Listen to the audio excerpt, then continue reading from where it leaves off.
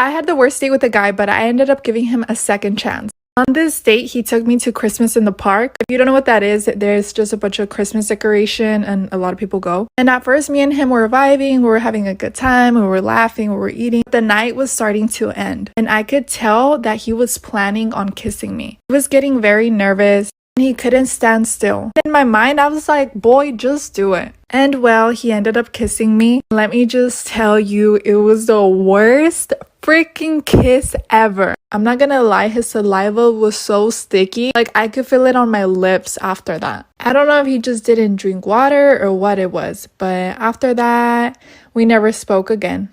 How cute are my lashes though? I was sweeping at the store that I was working at. A man comes in, he looks at me and he tells me, you have very nice features. And right away I feel something weird. I feel like he was a psychic or something similar. And usually my intuition is on point. And he tells me if he could see my hand. I'm not a strong believer in those things, but I was curious. I was like, here you go. He told me that I was going to be very successful in life, hopefully, and that I was going to die in my 80s. I felt so relieved after hearing that because every day I would wake up and I would think that I was going to die soon. He went on to tell me to think of a flower and also the person that I loved at the moment. I thought about it. He wrote it down on a piece of paper and he handed it to me. I looked at the paper and what I had chosen was a rose and someone's name, and the paper said exactly the same thing.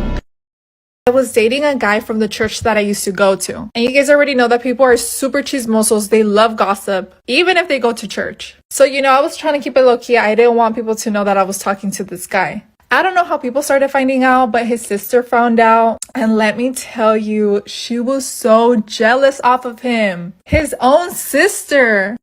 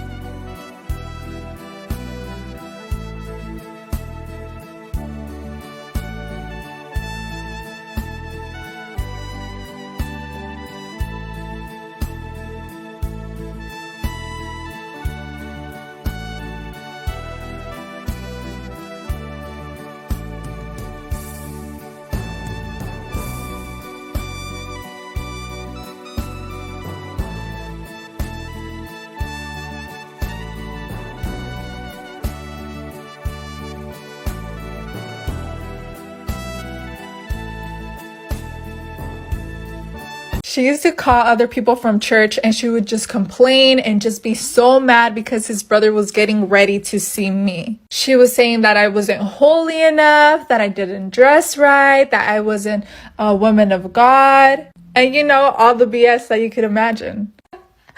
Homegirl was really judgmental. But the more I heard of her being mad and crying over it, the more I wanted to go out with him. And that's exactly what I did because, yeah, no. Petty me does not play. And that is not your man, girl. When I went to Mexico, I used to live at my cousin's house, right? And this girl would always want me to go pick her up from school. I used to drive her brother's truck, and this wasn't a normal truck. These are the ones that are lifted up with the big old tires. So this certain day that I'm picking her up from school, my little niece comes and I tell her, I'm like, do you want to come with me? And she's like, yes, I want to go. So I'm like, perfect. She hops on the car and I start reversing it back. And all of a sudden I hear a dog bark. So right away I look at her and I'm like, open up the door. So she opens up the door and she looks to the side and she's like, there's nothing there. So I open up my door and I look to the side and I see this dog under the big old tire. This was not a random dog. This was my cousin's dog. The tire was on his body and he was just staring at me. So quickly I drive to the front. I start freaking out and I'm like, oh my goodness, how could I do this? I felt like a murderer. I'm running out of time, but like for part 2.